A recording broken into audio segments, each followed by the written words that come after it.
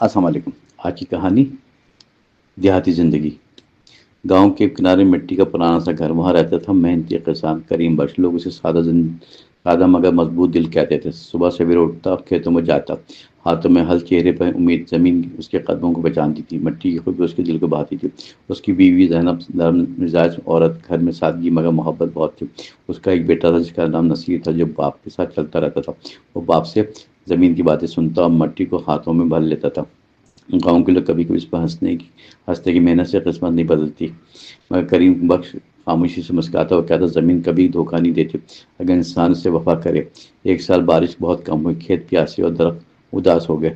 گاؤں میں فکر مندی کی فضا پھیل گئی، لوگ قرض لینے شہر جانے لگے، مگر کریم بخش کھیتوں سے وابستہ رہا۔ وہ ہر روز مٹی کو دیکھتا اور خاموشی سے دعا مانگتا رہتا رہا۔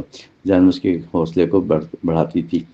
وہ کہتی تھی کہ محنت کبھی رہ گا نہیں جاتی۔ ایک دن گاؤں میں تاجر آئے، وہ زمین خریدنے کی بات کرنے لگا، لوگوں کو لالچ کے وعدے دیتا رہا۔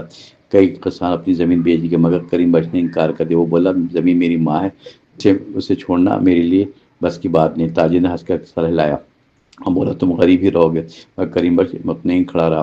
رات کو آسمان میں بادل آیا اور ہوا میں نمی کی خوشبو پھیلی، پہلی بوند زمین پہ گری۔ کریم بخش نے آسمان کو دیکھا، اس کی آنکھوں میں شکر کی چمک۔ بارش آہستہ سے تیز ہونے لگی، کھیتوں میں پیاس بجھنے لگی، گاؤں کے لوگ حیرت سے دیکھنے لگے۔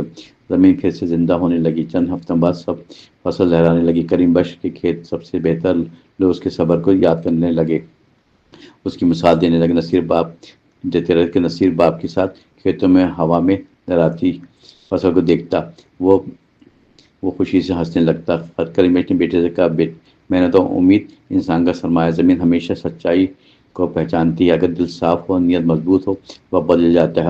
اور قسم گاؤں کی گلیاں اب روشن ہونے لگی، لوگوں کے چہروں پر سکون آنے لگا۔ کریم بخش خاموشی سے کھڑا رہا، اپنے کھیتوں کو محبت سے دیکھتا، اس کے دل میں شکر اور سکون، کیونکہ محنت کا پھل سامنے تھا اور اس نے زمین سے وفا نبھائی۔